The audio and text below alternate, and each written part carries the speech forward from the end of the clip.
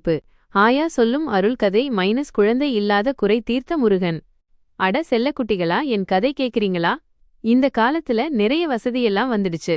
ஆனா அப்போல்லாம் சில கஷ்டங்கள் மனுஷங்களுக்கு இருந்துச்சு. என் காலத்துல இந்த கதை அடிக்கடி சொல்வாங்க, கேளுங்க.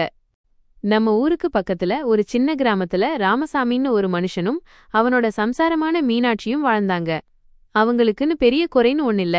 2 பேருமே நல்ல உழைப்பாளிகள், ஊர்ல எல்லார்கிட்டயும் அன்பா பழகுவாங்க. ஆனா ஒண்ணு மட்டும் இருந்துச்சு. அவங்களுக்கு குழந்தை பாக்கியம் இல்ல. வருஷம் பல ஓடிச்சு.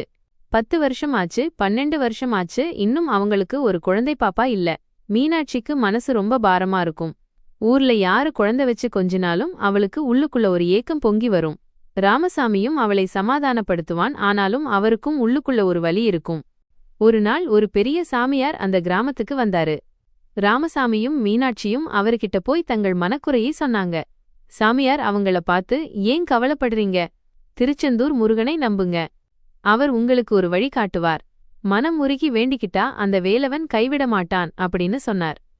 சாமியார் சொன்னதும் ராமசாமியும் மீனாட்சியும் இனிமே முருகன் தான் நம்மளுக்கு துணைன்னு முடிவு பண்ணினாங்க. ஒவ்வொரு செவ்வாய் வெள்ளிக்கிழமையிலும் முருகப்பெருமானுக்கு விளக்கு ஏத்தி மனசு உருகி பிரார்த்தனை பண்ணாங்க.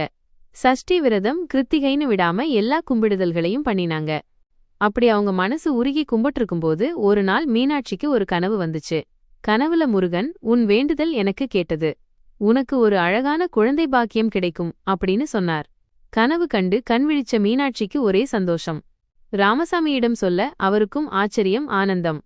அடுத்த சில மாதங்களிலேயே மீனாட்சி கர்ப்பமா ஆனாங்க. ராமசாமியும் மீனாட்சியும் சந்தோஷத்துல மிதந்தாங்க. ஊர் மக்களுக்கும் இது ஒரு ஆச்சரியமா இருந்துச்சு. முருகன் அருளால தான் இது நடந்துச்சுன்னு எல்லாரும் பேசிக்கிட்டாங்க.